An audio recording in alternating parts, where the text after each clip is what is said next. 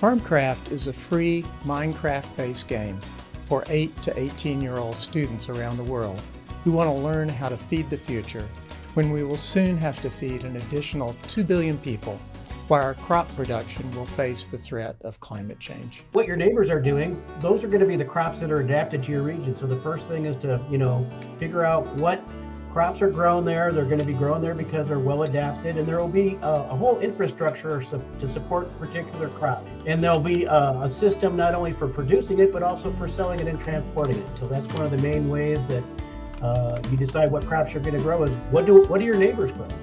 Get to speak directly with students, parents, and organizers about the importance of innovative agricultural technologies. This program teaches about the role of agriculture in addressing sustainability, the climate crisis, and food security. It takes communication, it takes coordination. It's one of those things where that if you're not communicating with your players, you could make a bad decision that affects your end score. So, the whole NASEF mission of getting, teaching these critical skills in the context of video games is kind of what we try to encourage. So definitely having a plan, communicating, and iterating on the process is what's going to get you your best score. Paul Harrison, I'm a Foreign Service Officer with the Department of State, Director of the Office of Agricultural Policy. I've been a Foreign Service Officer for a while, served around the world, places like Madagascar, Belgium, where agriculture is extremely important and extremely challenging and very different in each location. Originally from Southern Illinois, I grew up on a farm, and so I'm really excited to see this game and this application and actually have something I can talk to my kids about since they're all into Minecraft and kind of interested in Farmcraft. And what we do is we support food security through diplomatic efforts. So we talk to other governments, other organizations to promote key issues in the U.S. policies for food security. So that can be nutrition, climate change, fertilizers, soils, crops. So what are the things that we need to be concerned about to make sure we have a safe and secure and nutritious food system? They're farmers, those who are kind of the most vulnerable to the impacts of climate change in places like Sub-Saharan Africa, Southeast Asia, South and Central America. And I have focused a lot on how climate change and extreme weather impact crop production and also how we can kind of de-risk agriculture for these smallholder farmers. That starts from what to plant, when to plant it, and also how to get your crops out to market. And kind of the implications for farmers and kind of this changing world of extreme weather and variability.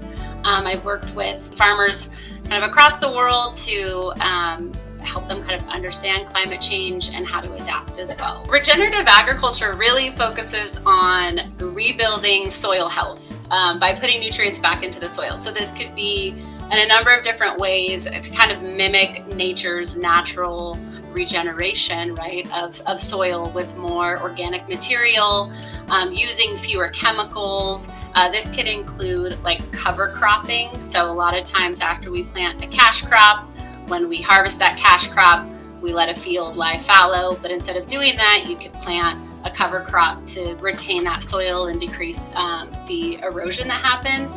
This also includes like no-till farming, composting, using less pesticides, and then things like agroforestry where you integrate trees and shrubs into crops and animal systems. So it's all about making soil healthier and just also kind of building, again, that resilience to other challenges that climate change brings. When we were talking about being food secure, we said that you have to have an available and stable supply of food.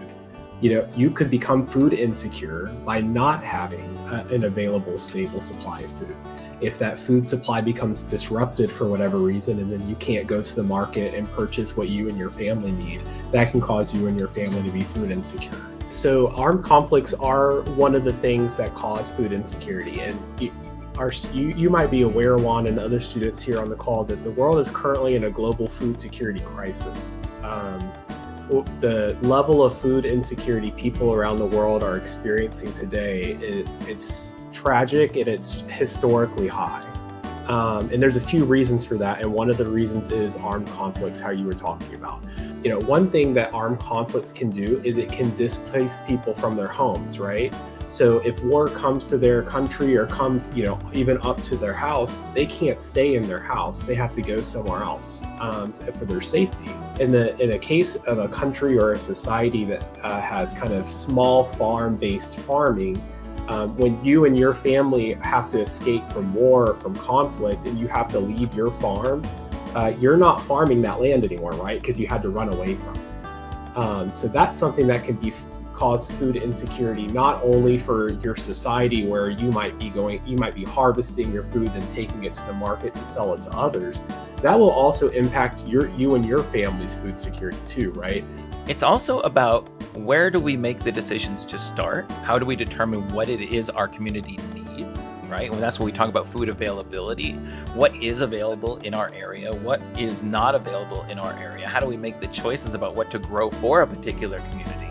And then ultimately, how do we provide those products back to the community that needs them? How do we get those products into the hands of the communities that need them? How do we get our crops from the farm, quite literally, to the table? How